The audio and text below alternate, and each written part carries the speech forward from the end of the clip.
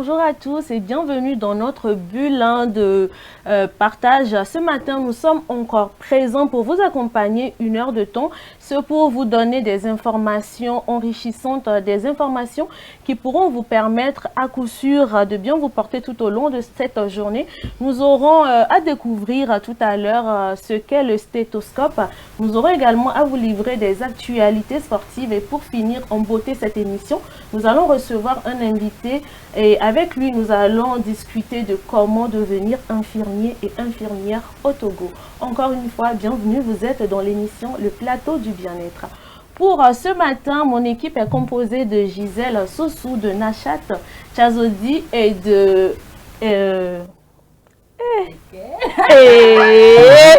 Je mérite d'être mandatée. Ezekiel Arano, s'il vous plaît. Je veux dire. Bonjour à tous. Comment vous allez? Ezekiel, moi-même je sais. J'ai déjà payé combien? Non, on se voit dans les coulisses. Je préfère peur aux gens. Bonjour Blandine, bonjour Nachat, bonjour Gisèle, bonjour à tous. Alors Gisèle, comment tu vas?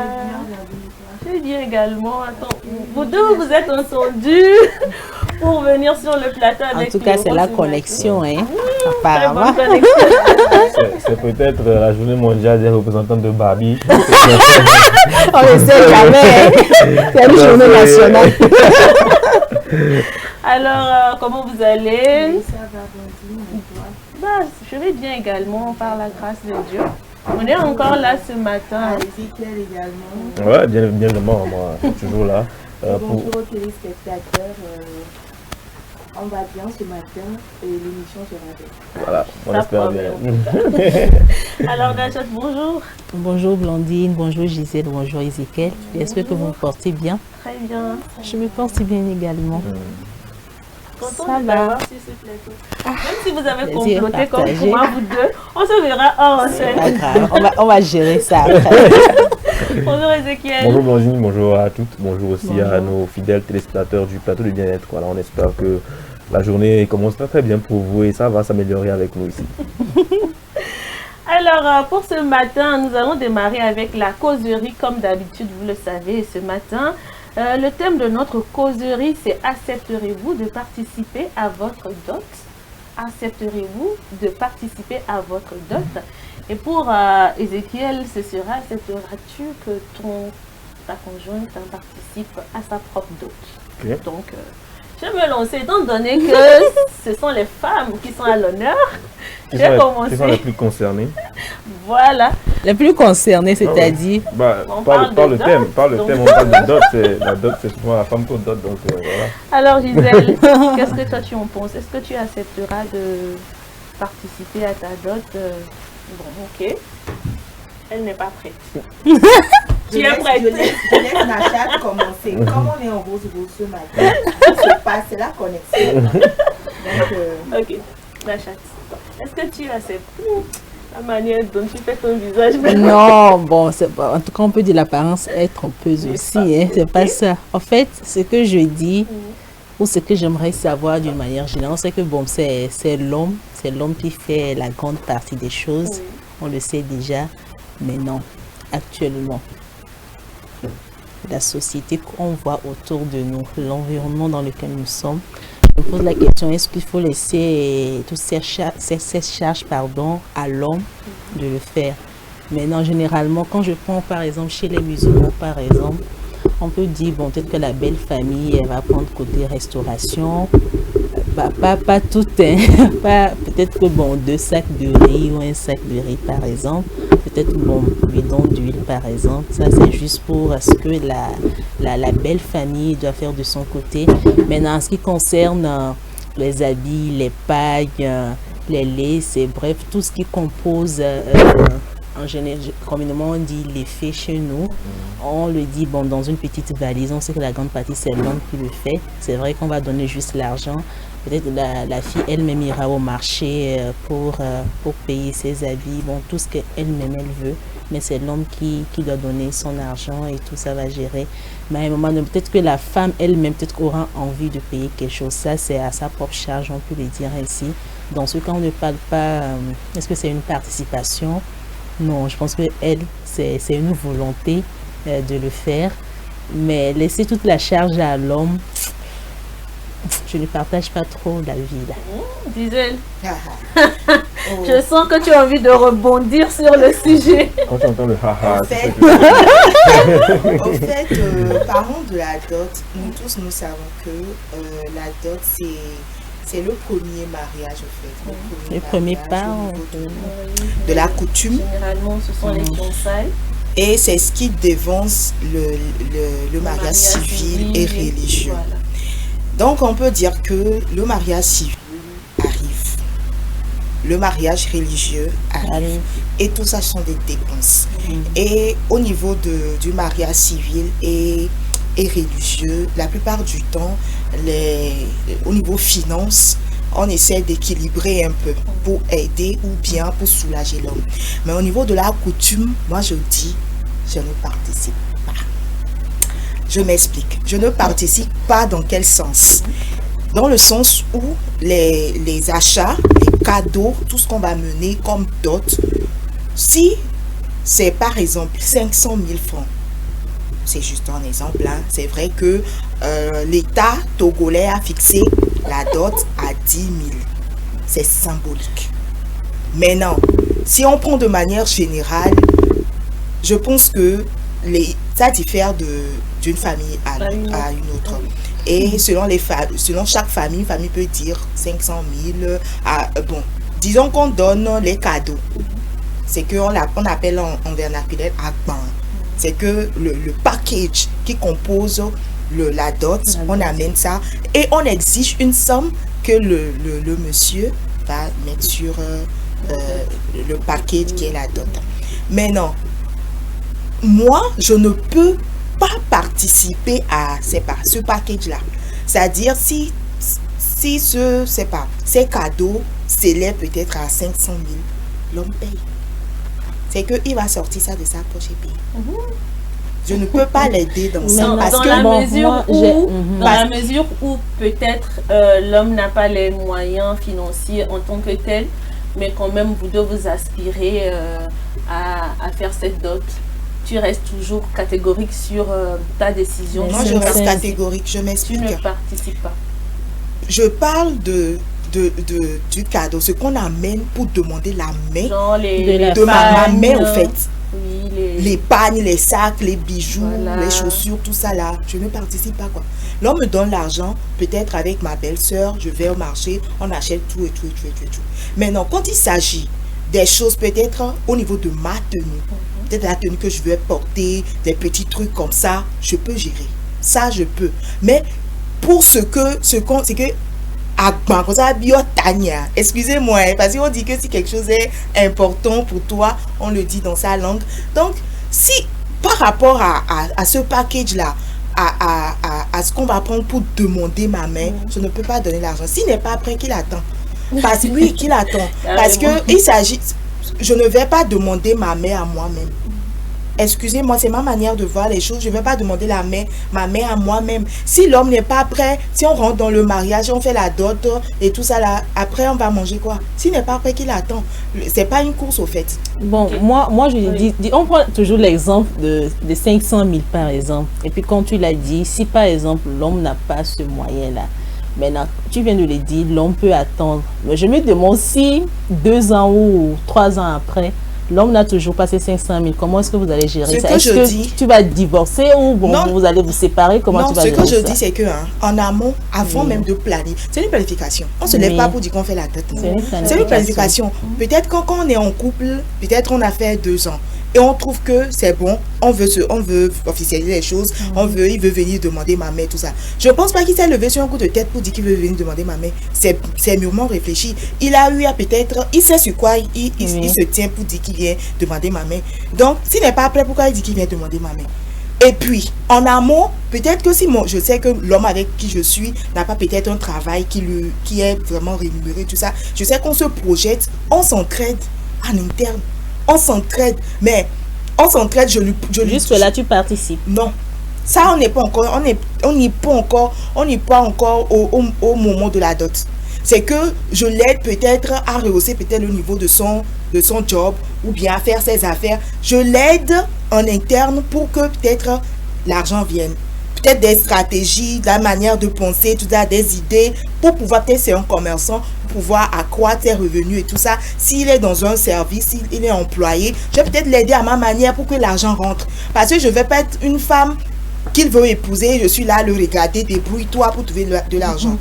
Je l'aide à ma manière. Maintenant, quand il s'agit de la dot, il se débrouille. Déjà que je l'aide en amont, il se débrouille pour trouver l'argent de la dot en totalité, pour acheter les choses qu'il faut, il met l'argent qu'il faut sur ça. C'est pour ça, là, je ne négocie pas. Si c'est au niveau des tenues, la restauration, tout ça, je peux gérer peut-être avec ma famille. Mais ce qu'on va apporter pour demander ma main, je vais encore donner l'argent pour ça.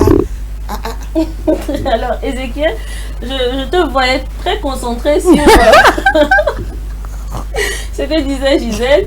Alors, toi, est-ce que tu accepteras que ta future femme participe à sa propre dot? Alors merci Blondine, on a beaucoup voyagé. Je vais essayer de ramener tout à la réalité. Parce que vous savez, être en couple, c'est pas un truc qui est aussi facile que ça, et surtout quand vous décidez de vous unir aussi. Donc il faut redéfinir un peu ce que c'est que le vrai amour et de savoir aussi les sacrifices que vous êtes prêts à faire pour vous unir à quelqu'un. C'est-à-dire que on a parlé de rehausser le job pour trouver l'argent nécessaire pour faire cette dot là, mais c'est pas évident. Hein. Aujourd'hui, je prends le cas d'un électricien par exemple, sans être péjoratif, qui n'a pas forcément les moyens aujourd'hui, même s'il se décide à s'unir à une femme, de mettre une somme donnée, voilà, pour réaliser la dot. C'est pas du tout évident. Il y a des métiers que lorsqu'on le fait, c'est très compliqué de trouver cet argent-là. Est-ce que cette femme serait prête à justement faire preuve d'amour pour participer espérer ou participer à sa propre dot? La question reste suspendue. Moi aujourd'hui, je pense que voilà, ce n'est pas encore un sacrilège lorsqu'une femme décide peut-être de son plein gré ou en commun accord avec son homme de participer à la dot. C'est vrai qu'il y a des trucs qui sont symboliques, on a parlé de 10 000 francs CFA. Vous savez, il y a beaucoup de facteurs aussi qui tournent autour de ça. Hein. Les gens veulent se montrer voilà, à quel point ils peuvent faire une belle cérémonie de dot. Aujourd'hui, c'est une cérémonie plus ou moins symbolique. Aujourd'hui, les gens ont fait de cette cérémonie-là, disons, la cérémonie des mariages. Surtout du côté des femmes justement qui veulent prouver à leur mais c'est une concurrence. Qui veulent prouver à leur copine voilà, une concurrence pour le parfait. Donc je pense que ce sont des facteurs aussi qui interviennent dans ce truc là qui fait que voilà, il y a une psychose par rapport à ça. Ou si tu ne fais pas une grande cérémonie de dot, mais on dira que tu n'as rien fait de concret pendant ta dot. Donc aujourd'hui pour moi, clairement, hein, de plein gré ou de commun accord avec ma femme, oui, elle peut participer voilà, à cette dot-là sans souci. Mais Blondie, moi j'aimerais un peu répondre. moi je pense souvent c'est la famille aussi. C'est ça, c'est là que je voulais en venir en fait. Parce que il y a dans certaines familles, par exemple, la femme tombe enceinte. Peut-être ils sont juste en train de sortir ensemble, comme on a l'habitude de dire. C'est mon petit ami, c'est ma petite amie. Et puis comme ça, une grossesse survient et la famille décide quand même que l'homme doit doter la femme avant qu'elle n'accouche. Maintenant, dans ce genre de situation, forcément, le gars il ne s'est pas préparé pour pouvoir doter une femme. Et voilà que la famille aussi, des fois, impose une somme très exorbitante de sorte que finalement, le monsieur ainsi que sa famille ne savent plus où mettre de la tête. Alors, dans ce genre de situation, Gisèle, je ne sais pas de te convaincre, hein, mais dans ce genre de situation, est-ce que la femme ne pourra pas peut-être essayer d'apporter son aide? Peut-être qu'elle, dans sa famille, voilà, ils sont nantis et tout. Peut-être qu'elle peut essayer d'aider le monsieur à sortir de la situation en participant à cette dot. Ou bien tu es toujours catégorique. Non, c'est non. Si c'est dans ces cas de figure, je paie ou bien je participe mais il me rembourse après. C'est à crédit. Vous savez qu'elle Il allait me sortir. Vous savez, le mot, là. les hommes qui font les lois ne sont pas fous. Hein. Oui. C'est-à-dire qu'il y a beaucoup de choses qui sont bien réfléchies. Quand quelqu'un vous dit, ou une loi vous dit qu'elle a fixé voilà, la dot à 10 000 francs, c'est pas pour rien. Hein. C'est justement pour éviter ce genre de truc. On sait qu'à 10 000 francs, à 10 000 francs, pratiquement tout le monde est capable aujourd'hui de donner une dot à 10 000 francs. Maintenant, je vous dis, c'est dans le superficiel, car il y a ce problème de qui veut payer quoi et qui va ajouter quel argent pour ça. Au fait, parce qu'aujourd'hui, disons-le nous, si quelqu'un met 10 000 francs sur la table pour la dot officiellement devant la loi, ben, c'est ce Au qu'il faut. fait, moi, Donc, voilà, moi ce quoi. que je dis, hein, j'ai l'impression que vous ne me comprenez pas. Je ne dis pas que la dot doit être exorbitante. C'est pas ce que je dis. Ça peut être même 100 000 francs, ça peut être 50 000 francs. C'est ce que peut-être ma famille a demandé, 50 000 francs. Dans ces 50 000 francs, je n'apporte rien, quoi. Ce que moi je peux apporter, hein, peut-être c'est peut-être ma tenue, s'il n'y a pas assez d'argent, mais ce qu'on doit donner à ma famille, là, c'est toi. Je peux t'assurer qu'à 50 000 francs, il ne te demandera rien. À 50 000 francs, ton futur époux ne te demandera rien. S'il ne me demande pas, alléluia. Et c'est ce que je dis, c'est le superficiel qui entraîne. Et voilà, puis, normalement, mais en Afrique, normalement, la dot, déjà à 6 h, 7 h, la dot est terminée. Ben oui. C'est aujourd'hui que nous, les jeunes filles, avec le matu vu, on transporte tout sur la tête, on veut que nos dots, avec dot, Merci on de prend me demoiselle rejoindre, d'honneur, Gisèle. Merci de me rejoindre. demoiselle d'honneur, on dit demoiselle d'honneur. De dire demoiselle d'honneur, Merci de me rejoindre, on toutes les différentes tenues, Ah, ben oui. elles font des cheveux qui quittent d'ici à Cara. Mais vous voulez quoi? Ça fait qu'aujourd'hui, cette histoire de dot est très importante. Hein. Ça fait que les hommes ont peur de s'engager. Parce que les familles aussi, elles profitent de cette occasion pour s'enrichir. Mais surtout les nos tantes. Nos tantes. Voilà. C'est pas pour rien en rose aujourd'hui. Il faut une scène pas possible. Et puis le package, les cadeaux qu'on apporte à la famille ou bien pour la femme, les tantes veulent se dispatcher ça. Vous voyez? On en Raison revient pour la. Donc, c'est la où même chose. le superficiel. Avec tout ça, on refuse pas. Avec tout ça, c'est vrai que la dot cause vraiment un problème aujourd'hui. Mais moi, je me dis, malgré tout ça, je ne participe pas. Ok, c'est le dernier mot. C'est dommage, si tu permets, c'est dommage parce qu'aujourd'hui, très rapidement. l'amour est placé en second plan et le reste, c'est ce qui est matériel, c'est ce que les gens peuvent avoir dans cette cérémonie-là, malheureusement. Alors donc voilà. Voilà, aujourd'hui notre causerie du jour, c'était accepteriez-vous de participer à votre propre dot? Je pense que c'est un sujet qui mérite beaucoup qu'on réfléchisse dessus. Parce qu'il faut voir également la situation dans laquelle on se retrouve, si on doit aider notre partenaire ou pas. Bon, à nous de décider. De toutes les manières, personne ne saura décider à notre place. C'était tout pour la causerie de ce matin. Place à présent à l'info du jour.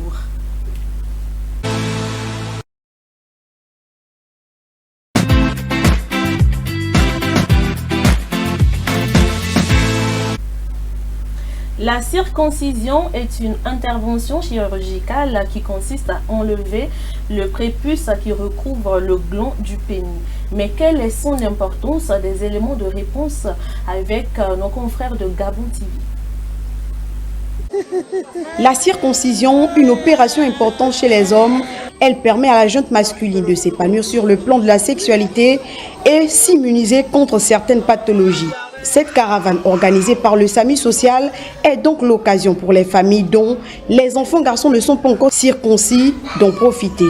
Il y a le côté sensationnel, hein, le côté sensationnel parce qu'avec le prépuce, vous pouvez présenter toutes les sensations. Ça évite des infections urogénitales de l'enfant. Les anthropologues et hommes de Dieu mesurent la dimension sacrée de cette pratique. La première orientation amène à ce que le circoncis apparaisse désormais comme une nouvelle personne dans la société. L'approche anthropologique démontre que lorsqu'on procède à ce rituel, c'est pour permettre aux jeunes de passage de l'âge mineur à l'âge adulte. Dans la nouvelle alliance, la circoncision, c'est la séparation avec le monde du péché. Le fait de devenir une nouvelle créature en Christ, Dieu nous sépare avec le monde, c'est ce qui nous donne la vie éternelle. Pour les parents, la circoncision est plus qu'indispensable. C'est la tradition, il faut qu'il soit un homme et tout, c'est un peu ça. C'est une étape obligatoire pour tous les hommes de passer par la circoncision, en fait, de le rendre homme, quoi. Cette étape constitue un exercice pour le jeune garçon, car pour la vitalité des hommes, c'est une nécessité. Voilà l'importance de la circoncision. Je pense qu'aujourd'hui, c'est quand même ancré dans les habitudes quand l'enfant naît, dès qu'il est garçon quand même. Je dirais qu'on va passer à la circoncision. Je pense que le débat... De quelle fois tu me regardes? Non, mais on dit que... Ça m'a rappelé une blague que j'ai vue. Il y avait des choses qu'on disait que l'homme disait qu'il a courtisé une fille pendant plus de 2 ans et que finalement quand la fille a accepté qu'il passe à l'acte, vous voyez des problèmes comme ça que vous pouvez éviter à vos enfants. Vous voyez des problèmes comme ça. Au même moment, il y a d'autres qui disent qu'avec tout ça, moi je vais draguer une seule femme, et machin. En tout cas, bon, c'est une blague. Mais c'est pas qu'on promet ici l'infidélité, Ezekiel. Pardon. Ok. En tout cas, ça dépend du point de vue de chacun. Hein. Le pasteur a dit que c'est pour lui le passage oui. Parce que chacun a donné son avis. Le monde du péché. Et il y a d'autres qui disent qu'il faut que le garçon devienne un homme. Il y a d'autres même qui disent que c'est la tradition en Afrique, il faudrait qu'on circoncis les enfants. Je pense que les gens cerner la vraie importance via le médecin qui est intervenu sur le sujet. Moi, j'aurais préféré qu'on fasse ça. Peut-être que bon, quand l'enfant a déjà peut-être un an et demi, tôt. Parce que quand l'enfant grandit comme ça, il y a une peur qui s'installe. Moi, ce que j'aimerais ajouter, c'est que nos mamans africaines, au lieu d'amener l'enfant à l'hôpital, elles se réfèrent à des amateurs. Oui. Et c'est pas bien fait de voir après l'enfant a des problèmes. Il faudrait vraiment attirer l'attention des téléspectateurs là-dessus, sur des mamans. C'est très important d'amener l'enfant à l'hôpital parce que lui, ça se fait à l'hôpital et ça va éviter beaucoup de problèmes. Faire un bon suivi également. Oui. Merci beaucoup à tous. Nous marquons une courte pause. De retour dans ce studio, vous êtes dans l'émission Le Plateau du Bien-être et à présent nous allons nous intéresser aux actualités sportives du jour avec Ezekiel et c'est tout de suite après le jingle.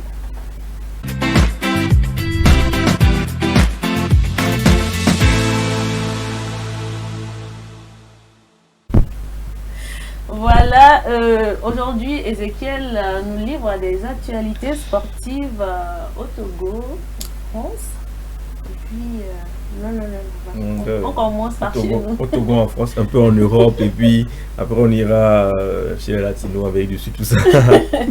Alors commençons déjà à pas parler du Togo, hein. Il faut savoir que le championnat togolais s'est achevé dimanche dernier, donc voilà, dimanche dernier, et le dénouement de ce championnat donné comme champion ASCO, donc ASCO de Kara et puis la SCK, donc voilà les ASCO de Kara champion, ASCK vice-champion donc du championnat togolais. Les deux clubs de la COSA représenteront donc le Togo en coupe continentale. C'est un peu comme la Ligue des champions mais niveau africain.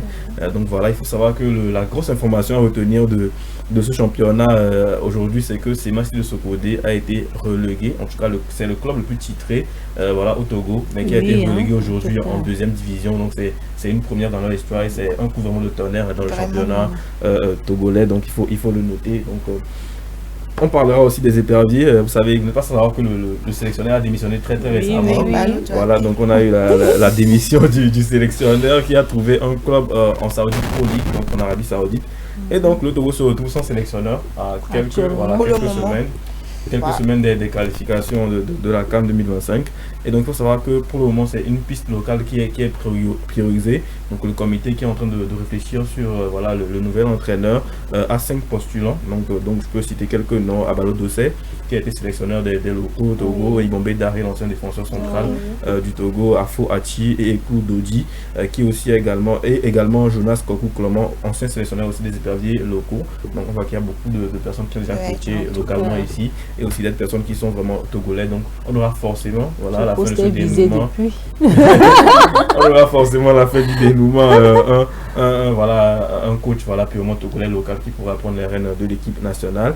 Il faut savoir que le Togo aura comme adversaire à la qualification l'Algérie, la Guinée équatoriale et le Libéria. Donc voilà, c'est un peu les adversaires potentiels du Togo. Si on a un coach togolais, bon, on verra aussi ce que ça va donner. Un peu avec un coach togolais, vous savez qu'il y a beaucoup de pays aujourd'hui qui sont coachés seulement par les patriotes de ce pays-là, notamment le Sénégal, le Maroc, avec Rigagi et Aliou Cissé. Donc voilà, c'est un peu les informations importantes, voilà, à retenir au niveau du Togo. Nous allons partir maintenant un peu en Europe, où voilà, vous savez que l'Euro est toujours en train de se dérouler. L'actualité et les demi-finales auront lieu, en tout cas vont commencer aujourd'hui avec l'affiche entre la France et l'Espagne. Donc la France et l'Espagne s'affronteront aujourd'hui à 19h à la heure togolaise, 21h heure de France. Donc voilà, 19h on aura donc la France contre l'Espagne, de Kylian Mbappé contre Lamine Yamal. Et demain, mercredi, on aura l'Angleterre face à la Hollande aussi, l'Angleterre de Kane face à la Hollande de Cody Gakpo. Donc voilà pour l'Euro. On va parler aussi un peu de la Coupe américaine qui se déroule en parallèlement à l'Euro. Donc les demi-finales aussi là-bas qui se dérouleront entre l'Argentine de Lionel Messi et le Canada de Jonathan David. On aura aussi l'Uruguay de Girac qui fait des Valverde peut-être face à la Colombie de Luis Diaz. Voilà les affiches. Voilà les chances qui sont proposées. C'est vrai que la première c'est un peu tard dans la nuit pour les personnes qui travaillent longtemps, c'est compliqué, mais voilà, les matchs se déroulent entre 22h généralement et 1h du matin. Donc voilà, pour les amoureux du foot qui veulent quand même regarder. Ça à 22h, parce que le décalage horaire est très important entre l'Amérique et puis ça se joue aux États-Unis. Donc voilà, c'est encore un peu plus compliqué de trouver des horaires plus ou moins adéquats pour l'Afrique ou encore l'Europe, mais ça se déroule vraiment un peu tard. Donc voilà, c'est un peu ramasser ce qu'on peut trouver au niveau de l'actualité sportive et footballistique. Nous allons parler un peu de Tour de France. Vous avez parlé de Tour de France récemment. Beaucoup avec de choses les maillots différents. Voilà, entre la dernière fois aujourd'hui, s'est déroulé pratiquement cette étape. Mais je vais vous donner le résultat des deux dernières étapes. Alors, la 8e étape a été remportée par, devinez qui? Binyam Djirmé, l'Africain qui avait décroché pour la première fois de l'histoire. Voilà déjà une étape. Et donc Binyam Djirmé devient donc maillot vert aujourd'hui au niveau du Tour de France. Et il se retrouve aujourd'hui, voilà, deuxième étape remportée par un Africain, c'est toujours un record, il est érythréen. Et pour la 9e étape, on a eu comme gagnant Anthony Turgis, donc un Français enfin, qui gagne une étape dans ce Tour de France aujourd'hui. Nous allons donc découvrir d'abord le classement des maillots, le classement des maillots aujourd'hui avec les maillots verts, les maillots jaunes, verts à pois et puis le maillot blanc et puis le classement général. Ici on a Pogačar qui est toujours en tête du classement avec suivi par Evenepoel, Vingegaard et puis voilà Roglic. On a vers la 9e place Landa et puis Jorgensen en 9e et 10e place Vlasov. Donc voilà, c'est un peu le classement général aujourd'hui. Voilà, du Tour de France à la 8e étape. Donc voilà, c'est ramassé aujourd'hui ce qu'on peut avoir comme activité sportive. Merci beaucoup. Merci beaucoup Ezekiel. Sans transition aucune, nous allons démarrer avec notre deuxième rubrique de cette matinée à l'hôpital. Alors l'équipement biomédical est constitué de divers instruments, appareils et machines utilisés en médecine pour le diagnostic, le suivi ou le traitement des patients. Parmi ces appareils, on retrouve le stéthoscope. Aujourd'hui, Gisèle Sossou nous dira l'essentiel à savoir sur cet appareil biomédical. Mais bon, permettez quand même qu'on voit le jingle.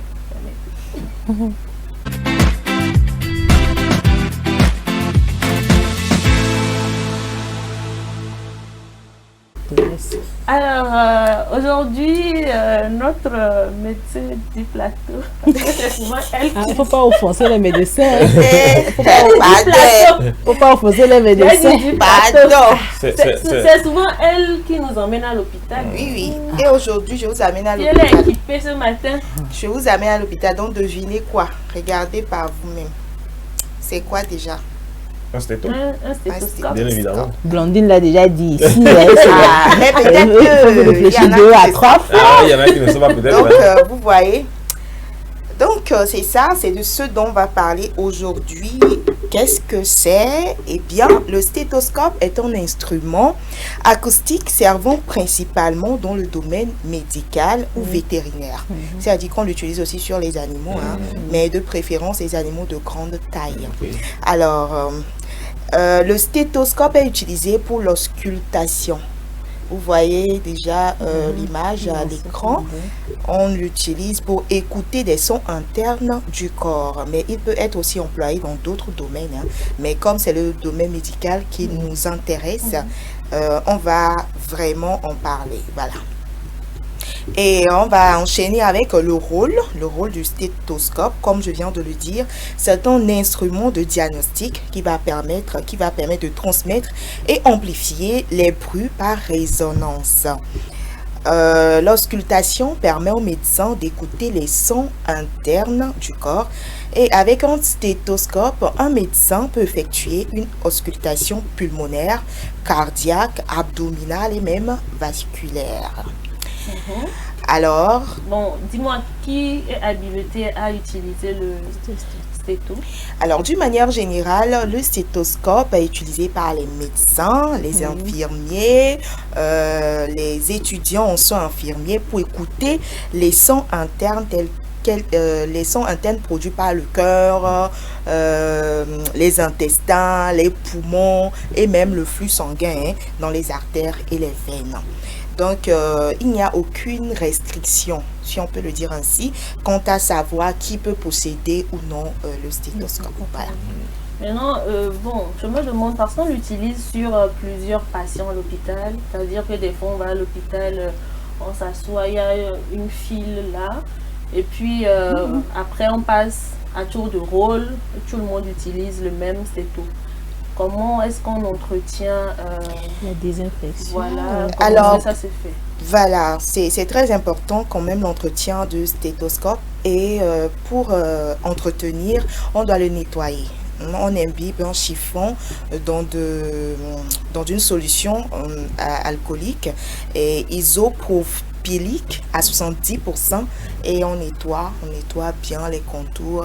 Et attention, pour l'entretien, c'est pas bien d'immerger carrément le stéthoscope dans un liquide ou le soumettre à un procédé de stérilisation. C'est pas bien de le faire comme ça. Juste imbiber un coton ou un chiffon dans de l'alcool à 70% et ça se fait après chaque passage d'un patient ou c'est juste oui, je pense que ça doit se faire après chaque patient de préférence pour éviter qu'il y ait peut-être des passages de microbes et tout, des bactéries. Je pense que c'est aussi à respecter. Hein?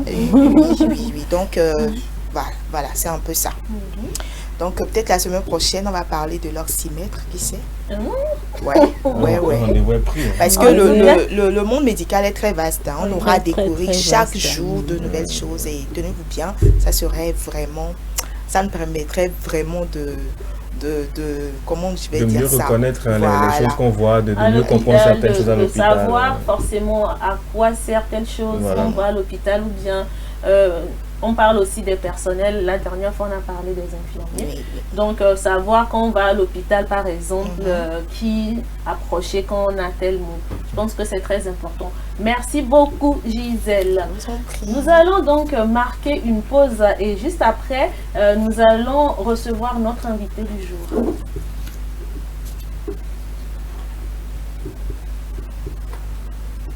Nous sommes en compagnie de notre invité du jour, à Monsieur Bouassiba Kérim. C'est ça? Oui. Okay. Il est secrétaire général de l'Association nationale des infirmières et infirmiers du Togo, ANIT. Et aujourd'hui, avec lui, nous allons parler de la profession paramédicale au Togo. Comment devenir infirmier ou infirmière au Togo. Bonjour, monsieur. Bonjour, madame. Merci d'être sur ce plateau. Merci à vous. Mettez-vous à l'aise.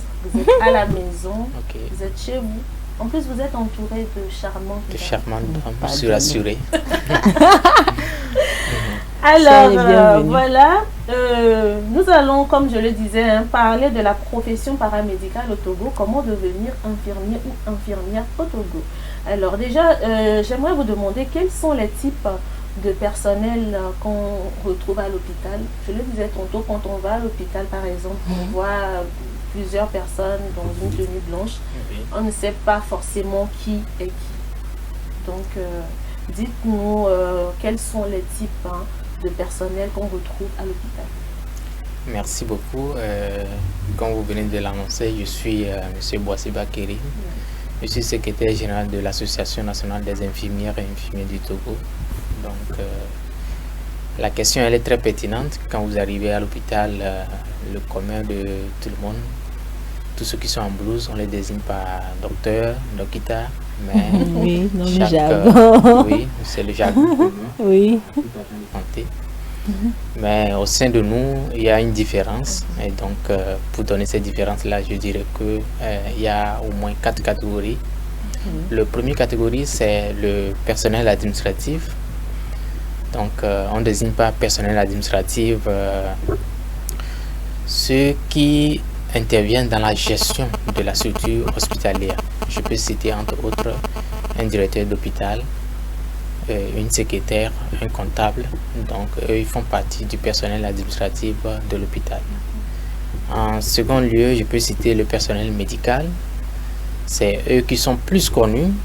Bon, c'est le nom que tout le monde vole souvent, mais le personnel médical, c'est ceux qui sont diplômés ceux qui sont titulaires d'un diplôme de doctorat en médecine ou en chirurgie dentaire. Donc, c'est eux qu'on ne désigne pas personnel médical. Je peux citer entre autres un médecin généraliste, un médecin gynécologue, un médecin pédiatre, un dentiste, un pharmacien. Donc c'est eux qui font partie du personnel médical. Je peux citer ceux-là comme exemple. En troisième lieu, je peux citer le personnel paramédical dont je fais partie. Donc là, je peux citer comme exemple moi-même, puisque la charité est bien ordonnée, commence par soi-même. Donc je peux citer moi-même, je suis infirmier d'État, les infirmiers d'État.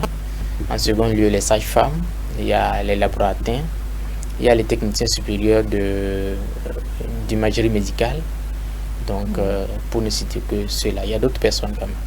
Alors, qui désigne-t-on infirmier d'État à l'hôpital au Togo ou de manière générale? Ok, au Togo, qui désigne-t-on par infirmier d'État? Donc, l'infirmier d'État, c'est la personne qui est en charge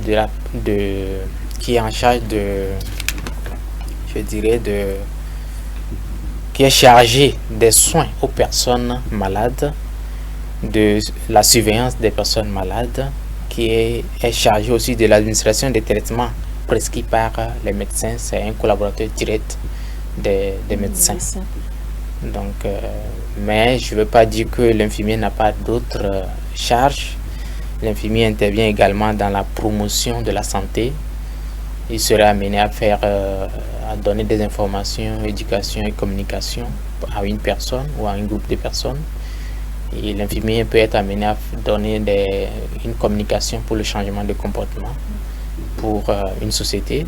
L'infirmier peut être amené à prévenir les maladies. Donc là, il serait dans le volet de la vaccination. De la sensibilisation. Oui. Vous avez vu les périodes de Covid. Les infirmiers étaient en première ligne pour vacciner. Donc, la vaccination de routine. Oui.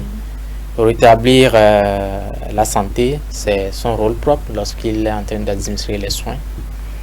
Donc, soulager la souffrance et promouvoir une mort digne. Il y a un autre volet qu'on ne désigne pas soins palliatifs.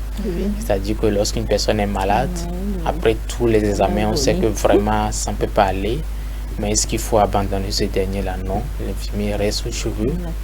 Il va aider à soulager ses souffrances jusqu'à ces derniers jours. Donc c'est ce qu'il peut dire pour l'infirmier. Alors, nous sommes déjà en période de vacances et il y a plusieurs personnes qui aspirent peut-être à devenir infirmier ou bien infirmière. Alors, comment fait-on pour devenir infirmier ou bien infirmière d'État? Ok. Pour devenir infirmier d'État, je vais donner le cas du Togo, infirmier d'État au Togo. La première condition, c'est d'avoir déjà le bac 2 baccalauréat deuxième partie. Donc, et de participer au concours. Toutes séries confondues Pas toutes séries confondues. Je vais citer les séries scientifiques, série D, série C, oui. Puisque c'est des séries qui donnent des prérequis aux étudiants pour réussir au cours de la formation infirmière ou autre. Puisque c'est purement scientifique. C'est purement scientifique. Dans d'autres pays, on peut trouver des gens de la série A aussi. On peut voir un étudiant en série A, mais qui excelle en matière scientifique. Donc lui, par exemple, quand on va le mettre dans un domaine de soins infirmiers, bon, il va s'en sortir. Oui. Donc, c'est la première condition. C'est la première condition, avoir le bac. Et donc, passer le concours et réussir. Donc, les écoles de formation, nous avons au total 6 aujourd'hui. C'est un effort louable de la part du gouvernement. Je peux citer l'ENAM Lomé, qui est l'école mère. Il y a l'ENAM Thiviers. Donc, les ENAM se définissent comme École nationale des auxiliaires médicaux. Donc, il y a l'ENAM Balimé, Atakbamé, Kara, Dapon. Donc, toutes ces écoles-là, c'est eux qui forment dans le domaine public. Donc les écoles publiques, c'est ce que je viens de citer. Il y a une seule école privée qui est désignée par l'Institut africain de développement sanitaire et social. Chez eux, ce n'est pas sur concours, mais c'est sur étude de dossier et interview. Donc j'ai le bac, je viens déposer mes dossiers et quand on voit que mon profil correspond, on me fait une interview et donc si je suis retenu, je peux être inscrit dans cet établissement. La formation, c'est sur combien? La formation, c'est sur 3 ans. C'est un parcours licence, donc c'est 3 ans. Alors moi, à part ces écoles, est-ce que l'on peut aller se faire former quelque part? C'est conseillé? Parlez-nous un peu. Parce qu'entre-temps, il est ici au Togo. Oui, vraiment, pour débuter, vous avez bien dit que nous sommes en période de vacances. Et donc, les gens aspirent à devenir infirmiers, sages-femmes ou agents de santé en général. Mais les gens ne savent pas vraiment vers quelle structure s'orienter ou bien vers qui m'orienter pour avoir... On se forme clandestinement, c'est de ça que je vais parler. Donc, ceux qui s'orientent vers les établissements de soins, ce n'est pas des lieux propices pour des formations. Même ces établissements de soins qui organisent ces formations savent que vraiment ce n'est pas bien. Avant d'avoir l'agrément d'un établissement de soins, ils prennent un engagement pour ne pas offrir des formations. Mais vous savez, l'être humain n'étant jamais satisfait à la recherche du gain, donc on berne d'autres personnes et on les prend dans sa structure, on dit qu'on les forme, qu'on va les donner un diplôme qui serait reconnu par l'État. C'est à la fin que tu sauras que vraiment, bon, c'est la seule personne là qui peut désigner, qui peut signer. Bon, s'il signe, ou tu peux aller travailler puisque son diplôme n'est pas reconnu. La formation paramédicale ou médicale est c'est un domaine un peu complexe. Donc une seule personne déjà ne peut pas former quelqu'un. Si je prends le cours de soins infirmiers, les médecins font le cours de soins infirmiers. Ce n'est pas les médecins qui donnent ce cours-là, mais c'est les spécialistes en la matière qui sont les infirmiers qui vont venir enseigner les médecins lorsqu'il s'agit du cours de soins infirmiers. De même que dans le domaine de la formation infirmière, ce n'est pas les infirmiers seulement qui vont former les infirmiers parce qu'ils sont titulaires ou bien professionnels des soins infirmiers. Donc, il y a tout un tas de programmes de curricula de formation où on va avoir des médecins généralistes, spécialistes qui vont passer à tout Donc, il y a toute une matière, c'est comme par exemple quand on obtient son bac et on veut poursuivre une formation à l'université, c'est tout comme les matières qu'il y a, genre il y a plusieurs matières. Il y a plusieurs matières, un peu comme ça chez nous aussi. Donc, c'est pas seulement venir, on va t'apprendre à manipuler la seringue et dire que je suis infirmier. Non, dans ce cas, que dit la loi togolaise dans ce cas? La loi togolaise condamne fermement ces établissements qui offrent ce genre de formation, même ces intéressés qui vont vers là. Ça s'appelle l'exercice illégal d'une profession et donc si tu formes ou tu te fais former par un établissement qui n'est pas agréé, donc, et que tu veux exercer, ça fait un exercice illégal. Donc, Je pense que le mot Togo, il y a l'Ordre national des médecins du Togo qui organise des séances d'information, d'échange. Nous collaborons bien avec l'Ordre national des médecins aussi, l'Ordre national des pharmaciens, les autres corporations, nous travaillons ensemble, c'est ça. Alors, est-ce qu'il y a, peut-être qu'il y a des personnes qui aimeraient devenir infirmiers ou bien infirmières, mais qui veulent peut-être faire des formations modulaires? Est-ce que c'est possible? Ok. Comme je venais de le dire, dans notre situation au Togo ici, vous avez, je vais dire, 3 possibilités. Première possibilité, j'ai le diplôme de baccalauréat deuxième partie.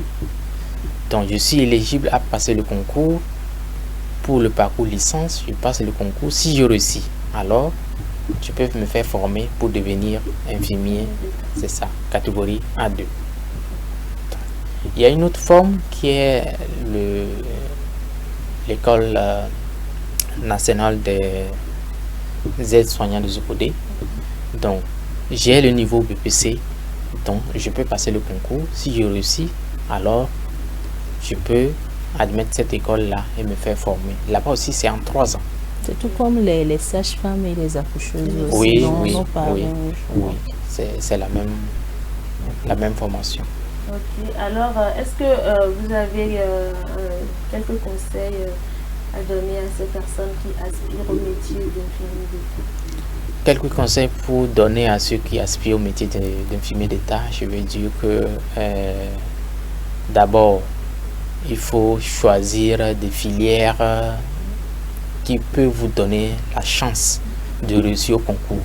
Parce que si école de formation nationale, gérée par l'administration publique, donc si j'ai le niveau, je peux dire que j'ai déjà 50% de chances de réussir. Et donc, si je passe le concours et que je ne suis pas retenu, il y a l'Institut africain de développement sanitaire et social où je peux aller m'inscrire si mon dossier est bon. Le dossier est bon veut dire avoir le diplôme de bac avec des bonnes notes. Et donc, on peut faire l'étude de dossier, retenir mon dossier et on va m'écouter pour voir si vraiment j'ai des aspirations pour ce métier-là. Parce que quand je prends un étudiant qui vient me dire, bon, ma maman souhaite, mon papa souhaite que je devienne tant. Cela veut dire qu'au fond de cet étudiant-là, c'est pas ce qu'il veut. Donc, par rapport à une personne qui vient me dire, bon, depuis tout petit, avant de choisir... c'est son rêve, quoi. Il rêve de devenir. C'est ça. Donc, le choix serait clair pour départager ces deux gens-là. Donc, c'est quelques conseils que je peux donner à mes jeunes frères qui viennent d'avoir fraîchement le bac ou ceux qui ont eu le BPC et qui veulent choisir une série. Donc, allez choisir par exemple la série G1 et après la personne dit je vais devenir sage-femme, je vais devenir infirmier d'État. Vous voyez que ça mon secrétariat bureautique, ça ne cadre pas. Ou la G2, la comptabilité. Donc, pour devenir infirmier d'État, choisissez bien vos filières, c'est-à-dire ça doit être forcément scientifique, purement scientifique. Je n'ai pas dit c'est pas là. C'est moi-même. Merci beaucoup, Monsieur Boassiba Kérim. Je rappelle que vous êtes secrétaire général de l'Association nationale des infirmières et infirmiers du Togo, ANITA. Nous avons eu à parler de la profession paramédicale au Togo, comment devenir infirmier ou bien infirmière au Togo. Voilà qui met fin donc à cette émission. Merci d'avoir été des nôtres. Merci beaucoup les filles. Merci également à la partie technique à Monsieur Apollinaire, de l'autre côté également à Monsieur Sylvain. Merci à toute l'équipe qui a accompagné cette émission. On se retrouve demain matin pour une nouvelle aventure. Ne zappez surtout pas SOS Docteur TV car vous savez l'information, la bonne, c'est ici. Au revoir.